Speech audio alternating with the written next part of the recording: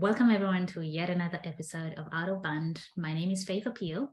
My name is Jennifer Winnekers. And we are Out of Band. Today is our first episode of 2023, and we thought of delving into a different topic.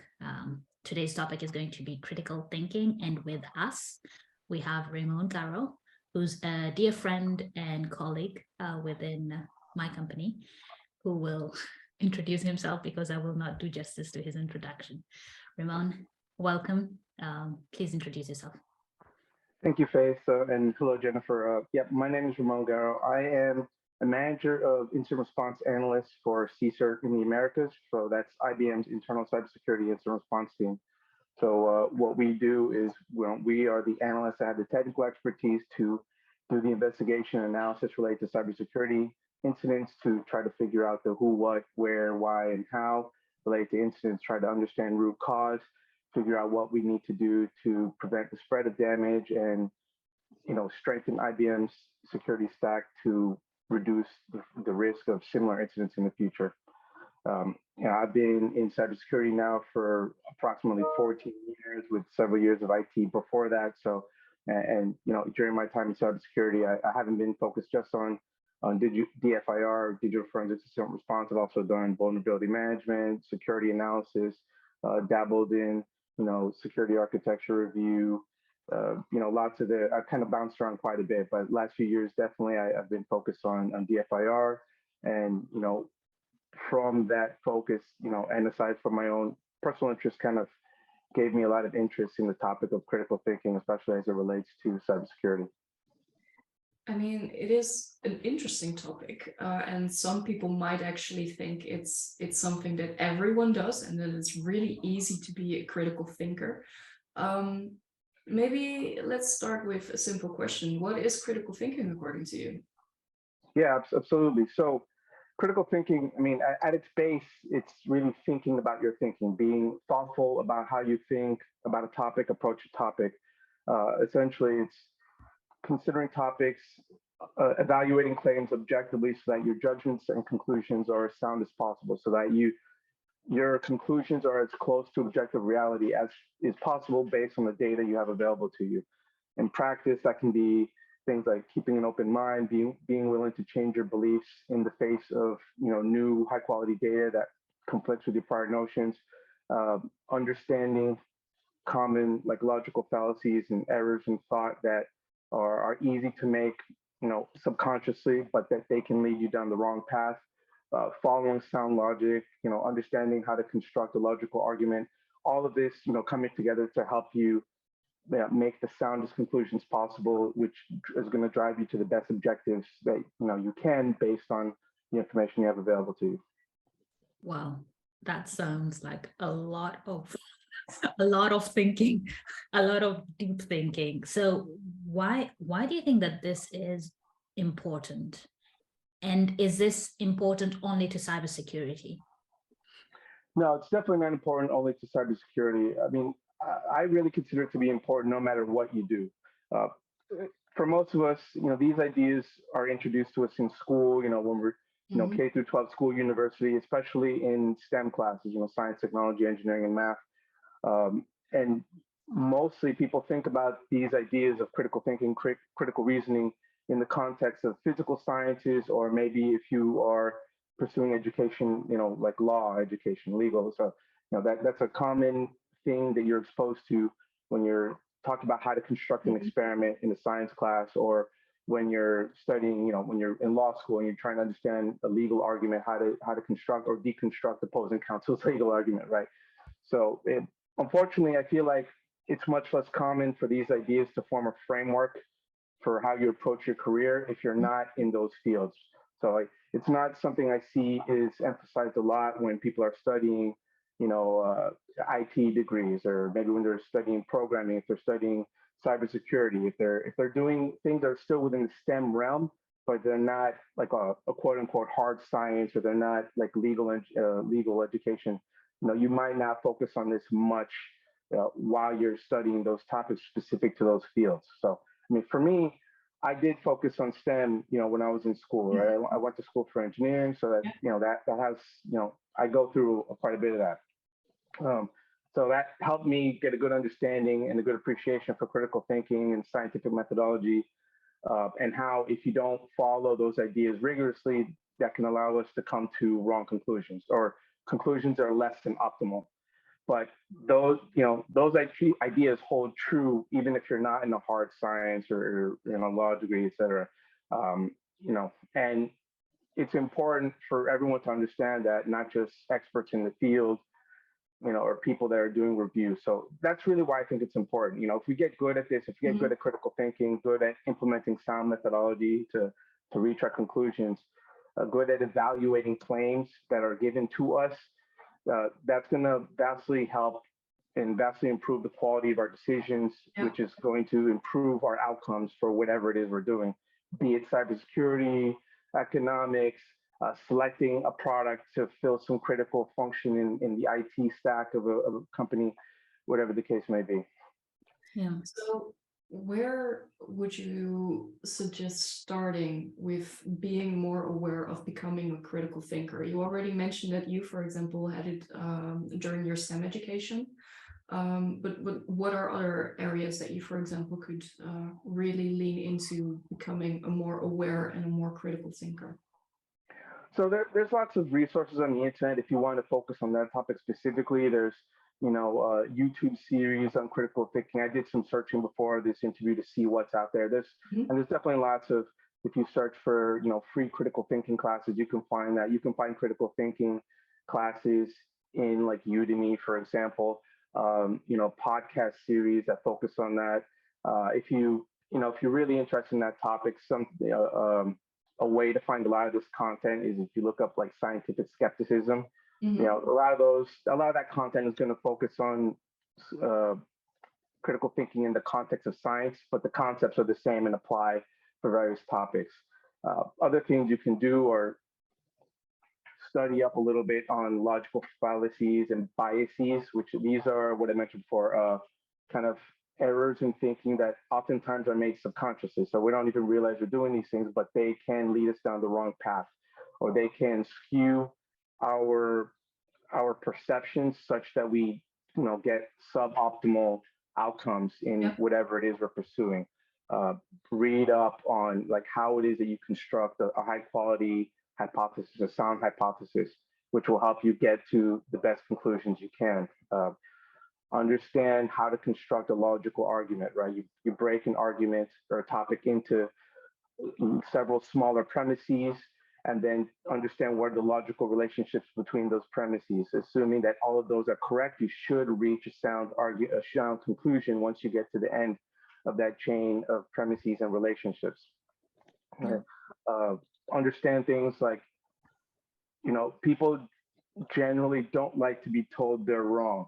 But if you find that out before you reach, whatever the endpoint is, submitting a report, turning in some assignment, if you find out you're wrong because you figure that on your own or someone tells you, that's the best thing that can happen, because you're going to find that out before you get to the endpoint. So you want that scrutiny. You want to heavily scrutinize whatever it is you're doing, your work product, your argument, your presentation, etc. You want to be able to get that view, that peer review from others that have the expertise in order to evaluate the claims with the appropriate level of knowledge, so that you can get that. You want whatever it is that you're presenting, your hypothesis, your conclusion, to be able to survive all the scrutiny that can be thrown at it. If it can't survive all the scrutiny that's thrown at it, then you have to reassess, maybe go back, modify, scrap it, start over, etc. But these are not things to be, I guess, feared. I mean, we want to, cherish that ability to have our ideas scrutinized and survive everything we can throw at them. So if I may summarize at least how I understood what you just mentioned, basically it comes down to keep an open mind, constantly question what your input is with regards to information, but also how you translate that to answer your own hypothesis, and also question, for example, how it will be received by the final party who will do something with your output. Absolutely. That's a great way to put it. So my understanding then of critical thinking is it is, I guess, synonymous with analytical thinking. Will that be the same? So critical thinking and analytical thinking? Yes, well, I mean, the two are related. The two are related and cannot be separated. The small distinction I would make is that the critical thinking is also essentially it's a modality for also criticizing the thought process that went into it. Whereas that is a part of analytical thinking, in my opinion. But when you say analytical thinking on its own, that may not be emphasized. When someone hears the term analytical thinking, they may not think that that is a part of that that's being emphasized. That it's also how you scrutinize it heavily in order to make sure that there's no errors in the thinking that led you to the eventual conclusions. Yeah, okay, I get you. And so this topic, I think critical thinking, I've heard of it, at least from a threat intelligence perspective. Why do you think that this topic is not really discussed as much in cybersecurity? Because I've been to several, conferences or listened to several talks, etc., but it's not one of those topics that will be there, like, this is the topic of the day. I mean, why is that so? So I would almost modify the premise to that. It is there a little bit, but we don't realize it. So, for example, when you see content about how to put together a malware analysis lab, there's going to be information about make sure you're recording all the data as it happens. Make sure your lab has multiple operating systems on which you can detonate malware. A lot of that is actually similar to how you would set up a scientific experiment, is that you want to be able to control all the variables, control the operating systems, right? Make sure you tweak one variable at a time. So now I'm going to run a test on a slightly different version of the operating system, but I keep all the software on the system the same. So it's not so much that it's not there, but that we don't realize it because it might be baked into a lot of the content, the instructional stuff that's there. The issue that I do see exists is that we don't emphasize it enough so that people know that this is an important aspect of being an effective professional, cybersecurity professional. Whether you're in a technical cybersecurity role or maybe a quote unquote less technical cybersecurity role like an auditor or GRC, something like that. So as far as why we don't see it spoken about enough, I mean, I don't say I have a great answer for that, but I think it's just because, a lot of us are just really geeky. We just want to focus on the pure technical part of it. So, if we compare this to the hard scientists, I would say do people find the class about experimental design, which is a class that you would take in certain STEM education? Experimental design is a class you would take, but people are more interested on maybe the chemistry. What chemicals can you mix together to cause a little explosion or something like that, right? The technical aspects and the nuts and bolts of cybersecurity are what people are drawn to and are really interested in. That's what they want to see speakers speaking about. So I think it's natural that is where the emphasis is, but thinking about critical thinking, emphasizing that, making sure people have a strong foundation about that is going to be important in being effective long-term and also effective on being able to work with others to check the work of your peers and try to make sure that when you present things to others, that you have a solid bulletproof argument that you're presenting to others. So, it's just important that we make sure that this is something that we don't forget is an important part of our work, right? It's baked into a lot of what is presented already. It's just that we don't emphasize that this is an important aspect of the quality work that's being presented at conferences and in blog posts and all that stuff. I think it may also partially be that so I also do STEM education, and I remember from my critical thinking course, because we actually had a whole course for a whole semester on it, that most of my classmates or most of my year mates had some kind of an attitude of like, yeah, but I can already think critically. I can already think. So why do I need to follow such a course? And I wouldn't call it necessarily arrogance, but I would call it more basically an unconscious thought pattern that we already think that we know how to analyze things the best, or how we can basically judge things the best or process things the best. I think that's also partially it, maybe. Yep, I agree. Uh, that's and that's why I like to point out even experts, make mistakes sometimes, and that just like we say in security, there's no way to reduce risk to zero, right? Everything we do is about reducing risk as much as we can, and having a strong foundation in critical thinking helps us in that same regard, helps us reduce the risk of making an error in how we think, how we present data, and depending on what subset of cybersecurity you're in, that can be extremely impactful. Me, I do, investigations related to incidents. That can be like an intrusion, that could be a violation of policy by an insider, et cetera. And we want to make sure I don't present data incorrectly, or I don't come to the wrong conclusion, because that could be, having us focus on the wrong part of infrastructure we need to strengthen in order to prevent a similar incident in the future. That could be alleging that someone did something they didn't do, which could be impactful for their employment, their current or future employment. So if you work in law enforcement, this is obviously extremely impactful. You could say that someone's innocent when there is actually evidence that they're guilty, or vice versa. And we want to make sure that we reduce the risk of errors as much as possible. And these are errors that are not.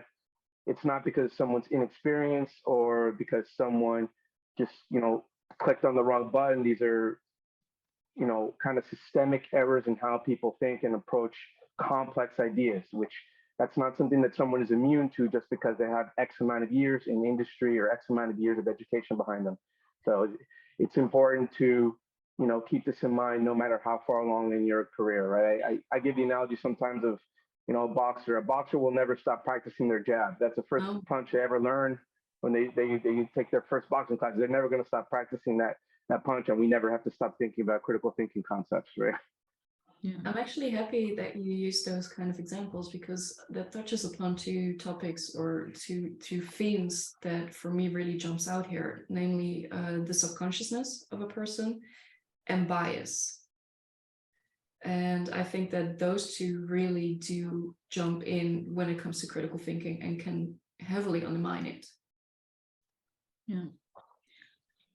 Before we go into logical fallacies and biases, I wanted to touch upon the important subskills that make up critical thinking, because not everyone was in a STEM education, etc.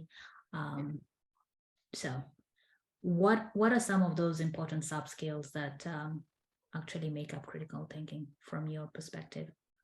Yeah, absolutely.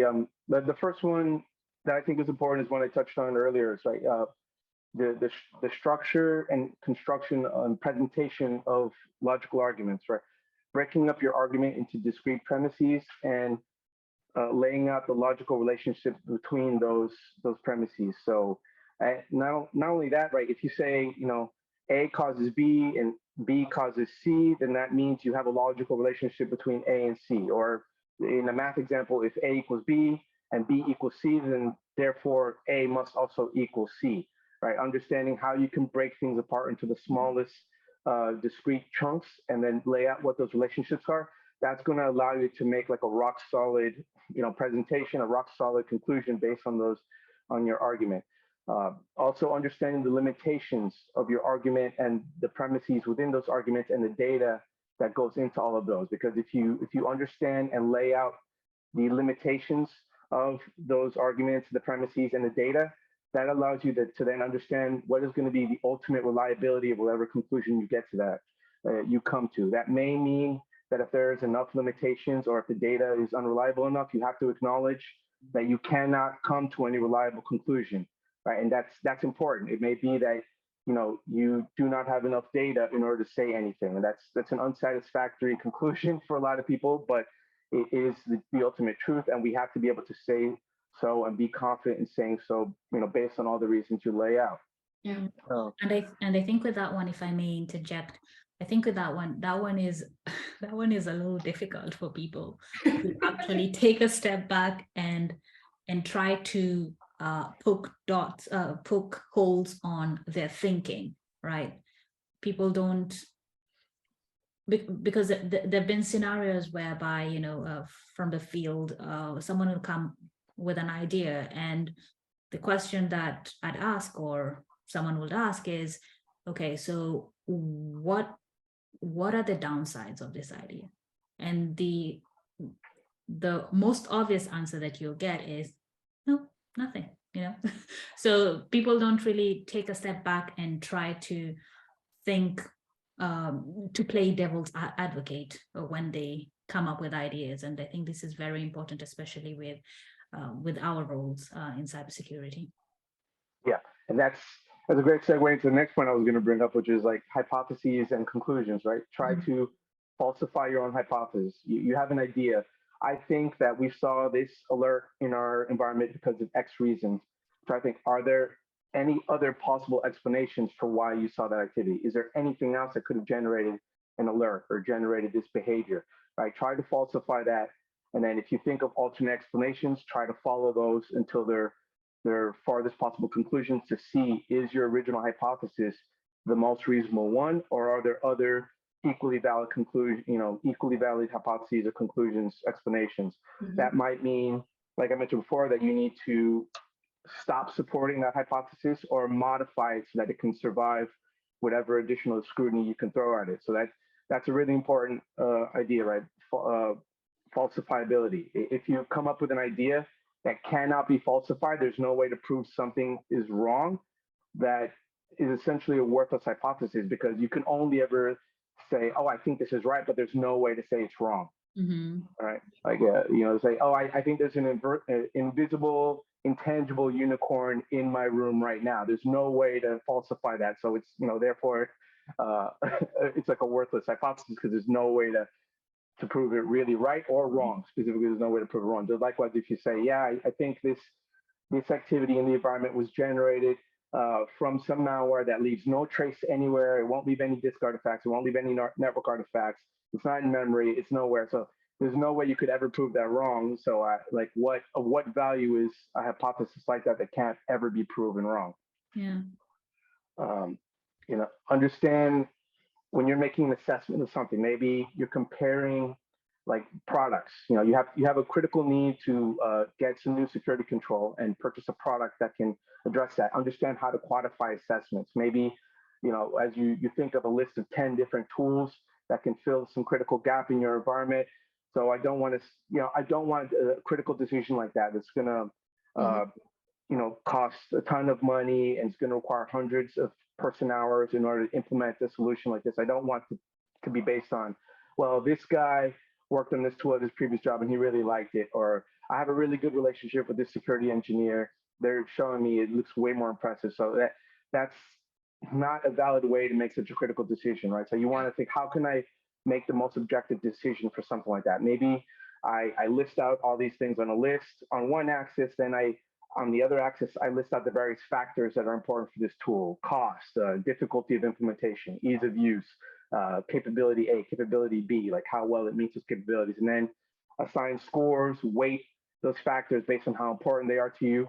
And that will allow you to, a funnel, right? Get a funnel of a subset of the tools that have the highest quality based on those factors that collectively you all decide are important to you, right? And that's going to take out a lot of the subjectivity from just, oh, I like the UI, or this guy worked in the past and he really liked it, or this sales engineer really did a great job selling it, right?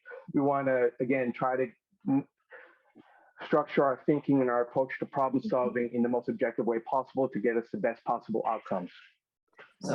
Like I mentioned before, understanding what are logical fallacies and biases. No one's going to have all of these in their heads, because there's a lot, but understanding the top ones that are really important, right? The fancy Latin name for one of them is post hoc ergo propter hoc, but that essentially means causation is not causality. Correlation is not causation, right? And association is not causation. Confirmation bias, hasty generalization, things like that, right? Understanding what those are at a high level will allow you to catch that, in the future, if you see it in someone else's work, in your own work, et cetera. And being open to revise your own belief, right? Like reviewing your work after you're done, asking someone else to look over your work. Peer review is, kind of the more formal method to address that, right? You want that. You want, to have your work checked to find these issues and you want to make sure you revise your approach to something, your belief. If you find out that there's better information, that should update your belief, right? We don't want to be, have tunnel vision and be stuck on a particular conclusion if there's a potential that it might be wrong or that it needs to be revised based on some newer data. So if I may have a short summary, because I loved everything you said, but it might be a bit too much in one go. You just mentioned that make sure that you are aware that your hypothesis is realistic, provable, but also deniable, potentially, so that you can actually do something with it.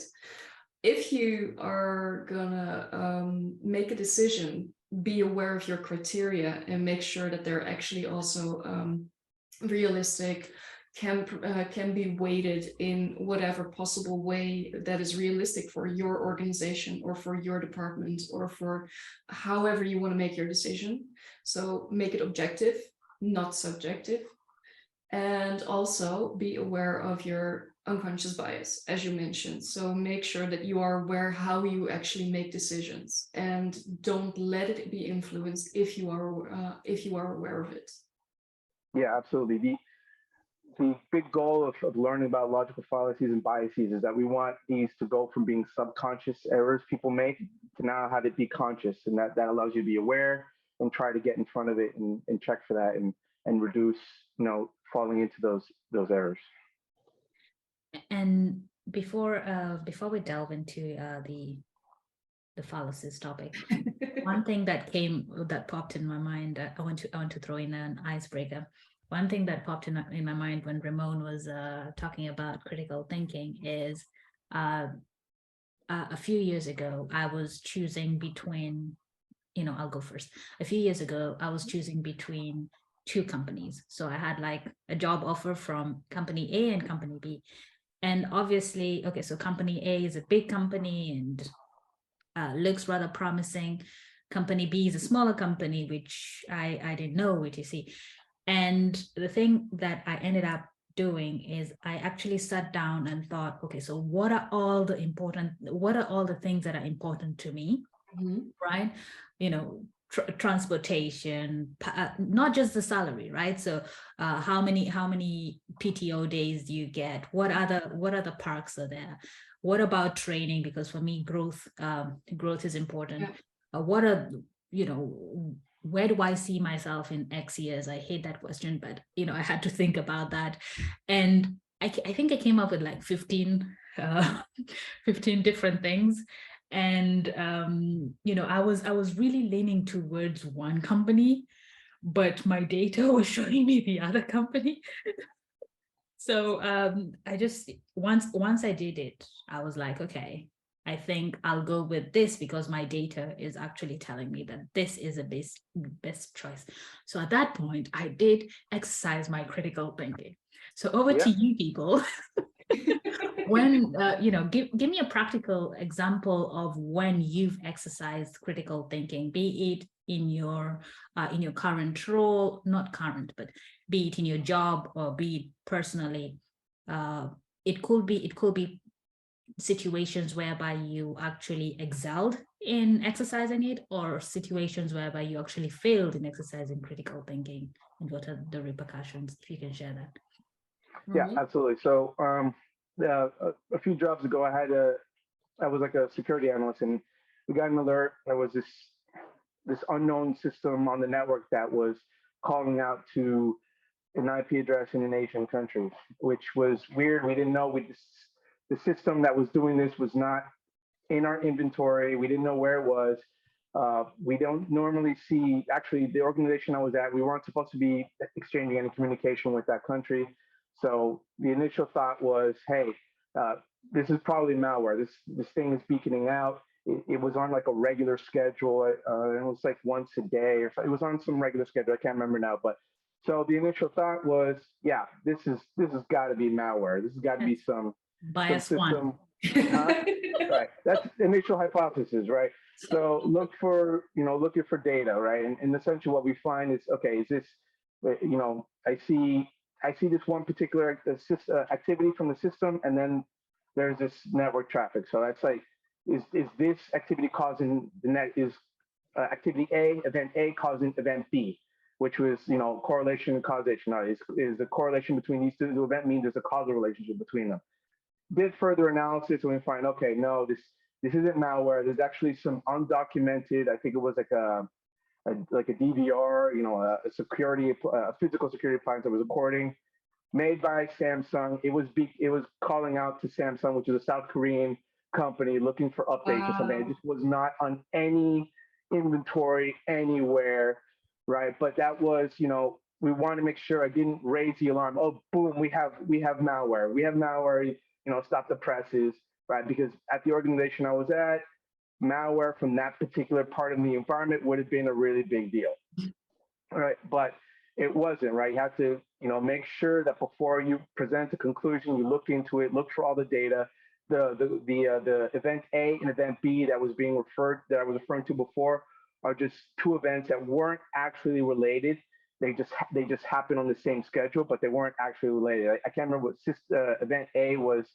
The system doing something related to it tries to check that its disk integrity was good, something like that, so that it doesn't have a unformat. I don't know. I have like a dash cam on my car, and every once in a while it says, "Hey, I need you to reformat the whole thing because I'm getting too many fragments of videos." And this appliance did something like that, but it was generating some activity A, and then activity B was right after, which was it checking for Samsung for an update. But those two were not actually related in terms of, it wasn't one event causing the other. So those two really weren't related, except that they came from the same appliance, but there was no causal relationship between the events.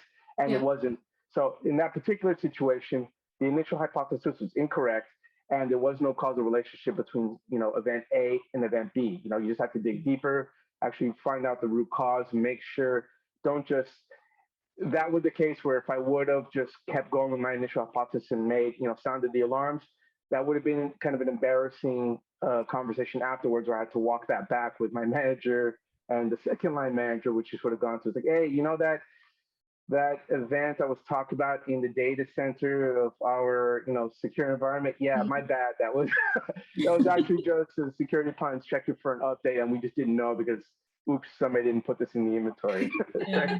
So, just things to be careful of, right? We want to make sure we check. And I did get help from somebody, looking into this, and that was important, right? Because I was earlier in my career. I got help with somebody checking into that, and that's why, the peer review is important. Getting help from, review, not assuming a correlation between two events means there's a causal relationship between them, and checking your hypotheses, trying to falsify that as much as possible, which was what I was able to do. I was like, okay, well, this is Samsung. They're not like, just anybody's startup company, and then try to do a packet capture. Oh, this is just it was a get request for an update file. It took a while, but I found out, that the initial hypothesis was not correct. So it was a good thing I didn't make myself look like a chump afterwards by sounding an alarm inappropriately, right? Yeah. And before we move to you, Jennifer, I think Ramon's example is really important to really drill down, because we as security professionals at this day and age, it's really important that we are really careful with what we say, right? Because the management listens to us. You say that you have this, you have ransomware, everyone starts jumping and trying to, find out who's done what, where has this happened, etc. We need to really think and be really careful before we actually bring this information. We need to be very meticulous. We need to be very critical. We need to analyze the data well, and not just jump and say the first thing that comes in our brains, because there's so many people that I've seen, not so many, I shouldn't say so many people, but I've come across a couple of them who are like, oh no, why, please don't say anything, because that's just gonna spark some fireworks. Jennifer. No, before I continue on with my specific example, I do think that that's a very important thing to mention, though, because as you said, the management listens, and cybersecurity has become more and more of a hot topic nowadays. And what sometimes analysts, and I'm generalizing here, I am very much aware of it, but I need to generalize here a little bit. Analysts sit behind the computer, focus only on the technical stuff, focus only on the data, the pure data, and they sometimes don't realize that whatever they report can have real world consequences. Like Ramon just gave as an example, if you, for example, have an insider case, a potential insider case, that could have real world repercussions for someone's job, for someone's life, for someone's whole situation. So I think it is very important that as analysts, as security professionals, we are very much aware of what kind of data we are dealing with, and also critically testing the validity of that. Critical thinking. Yes. Jennifer, what's your icebreaker before we move on? So for me, I have way less specific example. For me as a consultant, I need to be critically thinking every day because of the fact that I deal mostly with both objective data and with people, and specifically with biased people. Because if I, for example, do a threat modeling exercise, a product owner will always find his or her or their product or their security or their asset the most important thing and the most critical thing. Whereas that sometimes might not necessarily be the case because of the controls that have been built in, or because of the focus of specific adversaries that are targeting that industry, that asset, or that kind of a company, for example. So for me, it is, as a consultant, very important to think critically about the information that I get, both from objective sources and from the people that I work with, and really make sure that everything that I process and everything that I breathe through to my client really has been tested with a valid hypothesis. Okay. So you're not selling, you're just not selling things to clients, right? Just I hope not. God, I hope not. causing havoc for us, right? No. Good. Okay. Ramon, you kept mentioning logical fallacies and biases, and I understand what that is. Jennifer understands what that is, but not everyone understands it. So when we're talking about logical fallacies, what exactly is that? So a logical fallacy at its highest level is really an error in logic as you're approaching a problem or thinking about an idea. So that could be, like I mentioned before, causation, not correlation. Assuming that because event A and event B happen near each other in time, or more specifically, if you see event A happen before event B, assuming that means event A caused event B, right? Or confusing association with causation is if you see event M and event L always happen around the same time, assuming that means they must be related or that one must cause the other. There may be, if we say event B always happens before event C, it could be that they're related. It could be that event B is causing event C, or it could be that they're both caused by event A, which precedes both of them. Yeah. So we need to do a deeper dive in order to really determine whether there's a causal relationship between them or any relationship between them. That remains to be seen. Yeah. Confirmation bias is another common one. That's essentially, it's a tendency of people to give greater weight to data or claims that align with their pre-existing views or assumptions. Right? For cybersecurity investigation, that might mean we get an allegation that somebody violated policy in some way, and that means as I do investigation on that, I'm focusing on evidence, on artifacts that would prove guilt, so to speak, but not that would prove innocence. I focus on inculpatory evidence rather than exculpatory evidence. We want to make sure that we do both. I focus on the totality of evidence to make sure that to do my best to separate my pre-existing assumptions, pre-existing worldviews from the analysis and the work product I'm producing. Right? That one's very commonly subconscious, and it rears its head in lots of areas, not just STEM stuff. Hiring is a common example where the confirmation bias, rears its head a lot, right? Yeah. Go ahead. Another bias that I've come across a lot is the one for experience. What's it called? The I've seen this before. What's that bias called?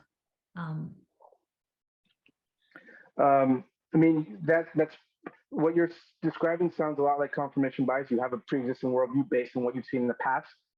But it could also be part of that, maybe like recency bias, which is I tend to overly weight data that I've seen very recently. Like I rarely recently saw X, which means I think Y is probably related, or I think Y must be related to X because I very recently saw that. So whatever I saw most recently, I give a lot of weight to that, even if there may be additional data, a larger set of data that's relevant. But I'm more heavily weighting what I saw most recently, or what you described may also be something like a hasty generalization, which is I might look at a small subset of data, and from that review of a smaller subset of data, I inappropriately consider that to be a generalization of a much larger sample of data, right?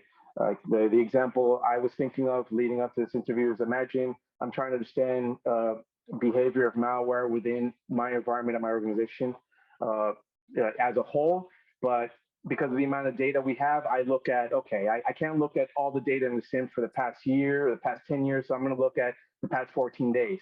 Mm-hmm. Now when we're recording this is January 5th. The past 14 days would encompass the latter half of December, when a lot of people are out, a lot of workstations are off, changes are frozen.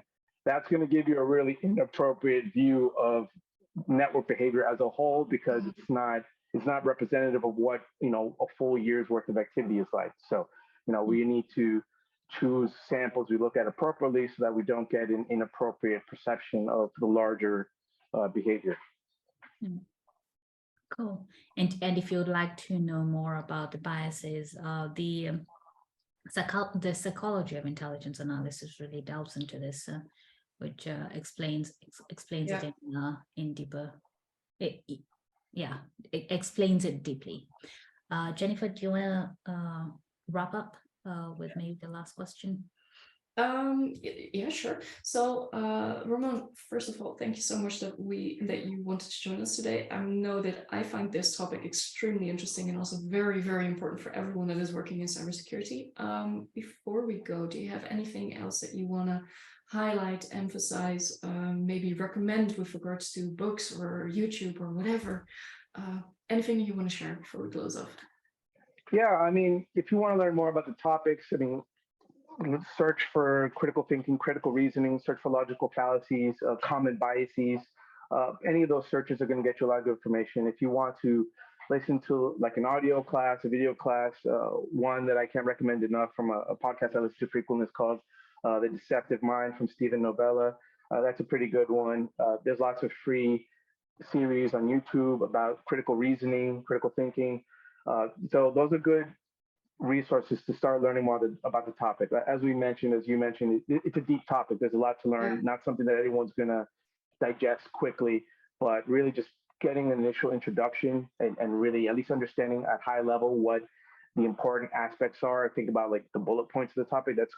I think it's going to really help you, especially if you want to advance, move into management. That'll help you too, because it's going to really give you a solid foundation for evaluating whatever it is you're addressing, evaluating, who to hire, the quality of work that's presented to you, et cetera. It helps beyond just technical analysis and science and things like that. It's a good all-around topic to be familiar with. Would you recommend having critical thinking in an onboarding for newer hires? I do. I think so, especially if the hire is in a position where they're doing like data analysis, any kind of analysis with the idea of, making critical judgments based on review of data. Absolutely.